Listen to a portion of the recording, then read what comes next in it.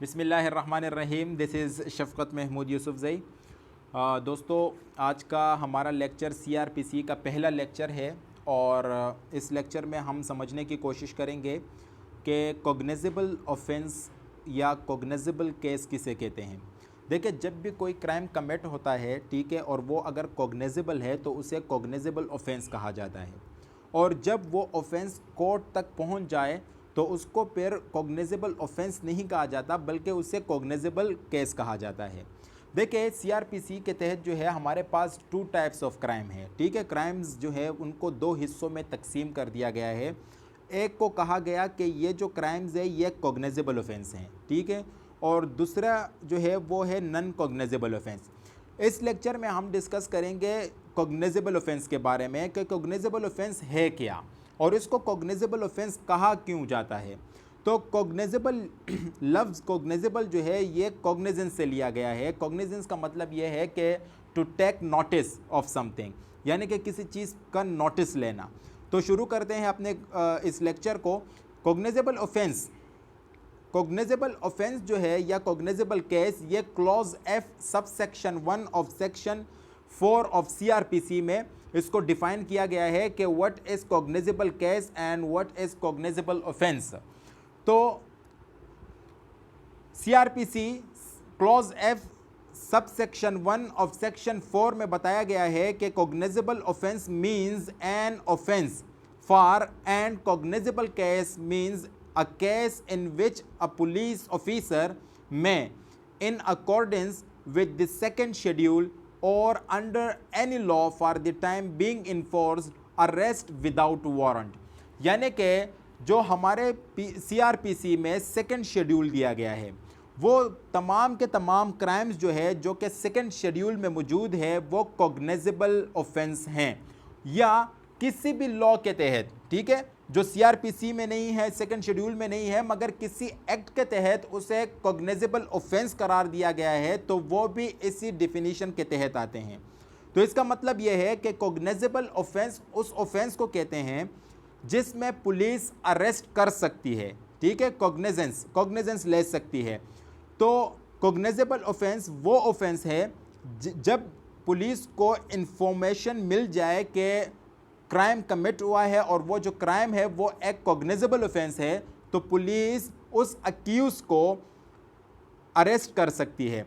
तो कॉग्निज़ेबल ऑफेंस में पुलिस के पास अथॉरिटी है कि वो अक्यूज को अरेस्ट कर सकती है, और इसके साथ साथ जो हमारा सेकंड शेड्यूल है सीआरपीसी में वो तमाम के तमाम क्राइम्स जो है वो क्या है, वो कॉग्निज़ेबल ऑफेंसेस हैं। फर्दर डिस्कस करते हैं explanation. Cognizable offense means an offense for which police may arrest without warrant। यानी कि पुलिस जो है वो वारंट का इंतज़ार नहीं करेगी जब एक कॉग्निज़ेबल ऑफेंस कमिट किया गया है। फॉर एग्जांपल, कत्ल हुआ है तो पुलिस जो है वो मजिस्ट्रेट से वारंट के लिए जो है वो इंतज़ार नहीं करेगी कि मजिस्ट्रेट जो है वो वारंट इशू करेगा, जबकि ये कॉग्निज़ेबल ऑफेंस है। तो इस कॉग्निज़ेबल ऑफेंस में पुलिस सबसे पहले FIR रजिस्टर करवाएगी, उसके बाद जो है इन्वेस्टिगेशन करेगी, और पुलिस के पास ये इख्तियारात हैं और ये इख्तियार दिया गया है पुलिस को कि वो उस अक्यूज़ को गिरफ्तार कर सकती है। तो इस केस में दरअसल जो हमारे मजिस्ट्रेट हैं उनसे वारंट लेने की कोई ज़रूरत नहीं है।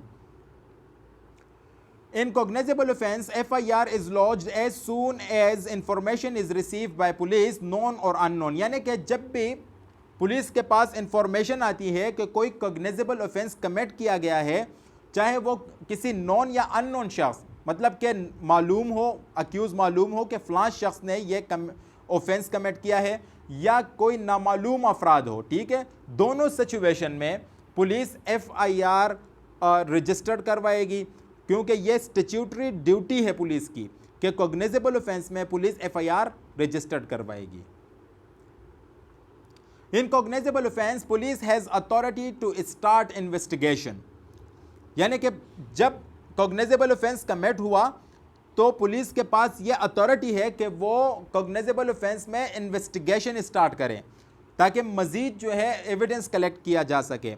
मगर यहाँ पर एक बात याद रखिएगा कि ये जो इन्वेस्टिगेशन है ये FIR के रजिस्टर्ड होने के बाद ही स्टार्ट की जाएगी, एफआईआर से पहले इन्वेस्टिगेशन नहीं की जाएगी। ठीक है, तो मतलब के कहने का मतलब यह है कि जब तक एफआईआर रजिस्टर्ड नहीं हुआ या जब तक एफआईआर रजिस्टर्ड नहीं होगा उस वक्त तक इन्वेस्टिगेशन स्टार्ट नहीं हो सकती।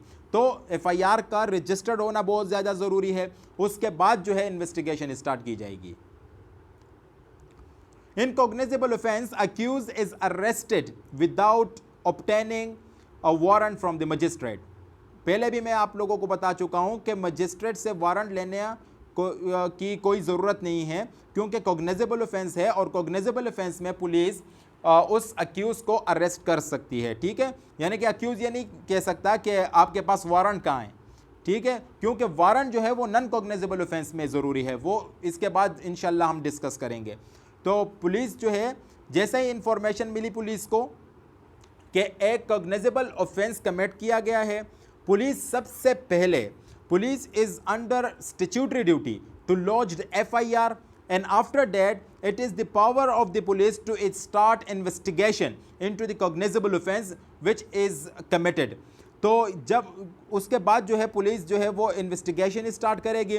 उसके बाद अगर पुलिस जो है, पुलिस के पास ये भी इख्तियार है कि वो without obtaining any kind of warrant from the magistrate police can arrest the accused. और अक्यूज ये नहीं कह सकता कि आपके पास तो वारंट नहीं है, क्योंकि ऑफेंस जो है वो क्या है, वो कॉग्निजेबल ऑफेंस है।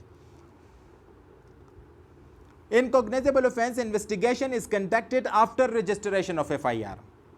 यानी कि before registration of FIR, police cannot conduct any kind of investigation, but only after registration of FIR, it is the statutory duty of the police to conduct investigation into an cognizable offense which has been committed।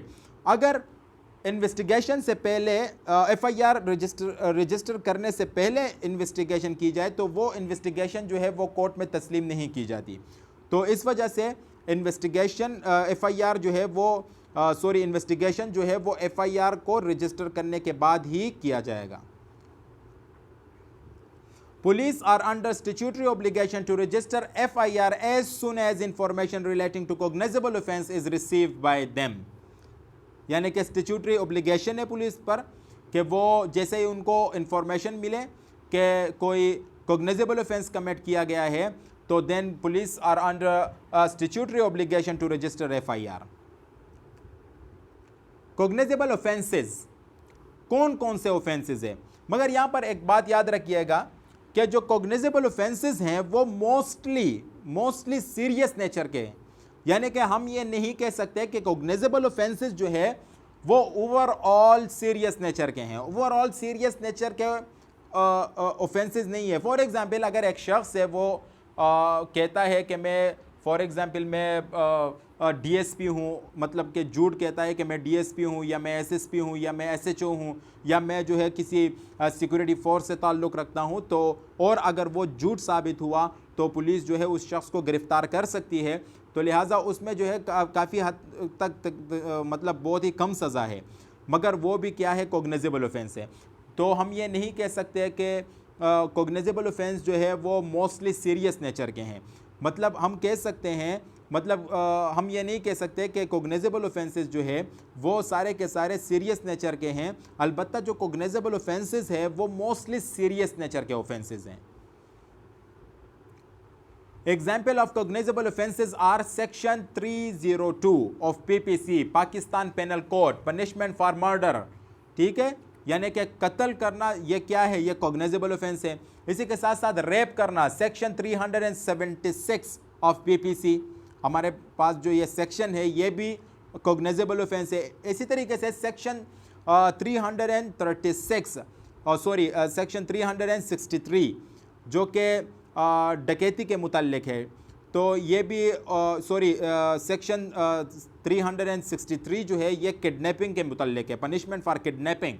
तो kidnapping भी cognizable offence है। इसी तरीके से section 326 किसी को injured करना, ठीक है, तो ये भी एक कॉग्निजेबल ऑफेंस है। और सेक्शन 383 एक्सटॉर्शन के मुताल्लिक है, ये भी एक कॉग्निजेबल ऑफेंस है। इन ये जो ऑफेंसेस है इसके अलावा और भी बहुत सारे जो है वो कॉग्निजेबल ऑफेंसेस हैं, मगर ये एग्जाम्पल है कॉग्निजेबल ऑफेंसेस के।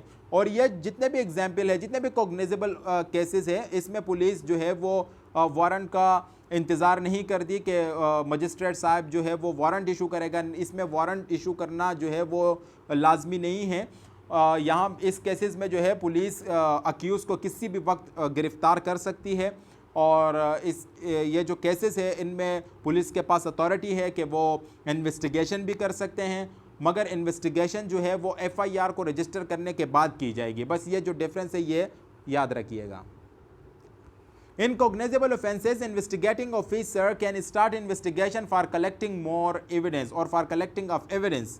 ठीक है, यानी कि जैसे ही एफआईआर, सबसे पहले एक दफ़ा मैं रिवाइज कर देता हूं कि जब भी कोई कॉग्निजेबल ऑफेंस कमिट किया गया तो और पुलिस के पास इंफॉर्मेशन पहुंची कि फ़लाँ शख्स ने, चाहे वो शख्स जो है वो नॉन हो या अननोन हो, ठीक है, या मालूम है, मतलब अक्यूज़ का पता है कि फ़लाँ शख्स ने ये मर्डर कमिट किया है या किसी नामालूम शख्स ने ये मर्डर कमिट किया है, तो पुलिस की जो सबसे पहली रिस्पॉन्सिबिलिटी है वो ये है कि पुलिस सबसे पहले एफआईआर लॉन्च करेगी। ठीक है, और उसके बाद एफआईआर लॉन्च करने के बाद अगर अक्यूज़ का पता है तो अक्यूज़ को अरेस्ट करने की कोशिश करेगी और केस में इन्वेस्टिगेशन करने की कोशिश करेगी ताकि मज़ीद एविडेंस कलेक्ट किया जा सके और अक्यूज़ को जो है वो अपने मुंतकी अंजाम तक पहुंचाया जा सके। और ये जो इन्वेस्टिगेशन है, ये investigation after registration of FIR की जाएगी। इस लेक्चर के नोट जो है वो मैं आप लोगों को डिस्क्रिप्शन में दे दूंगा, डिस्क्रिप्शन में लिंक दे दूंगा, वहाँ से आप लोग फ्री ऑफ कॉस्ट डाउनलोड कर सकते हैं। तो आज का हमारा लेक्चर यही था कॉग्निजेबल ऑफेंसेस के बारे में। इंशाल्लाह हम नॉन कॉग्निजेबल ऑफेंसेस जो है इसके बाद डिस्कस करेंगे। अब तक के लिए मुझे इजाज़त दीजिएगा। अल्लाह हाफ़िज़ एंड टेक केयर।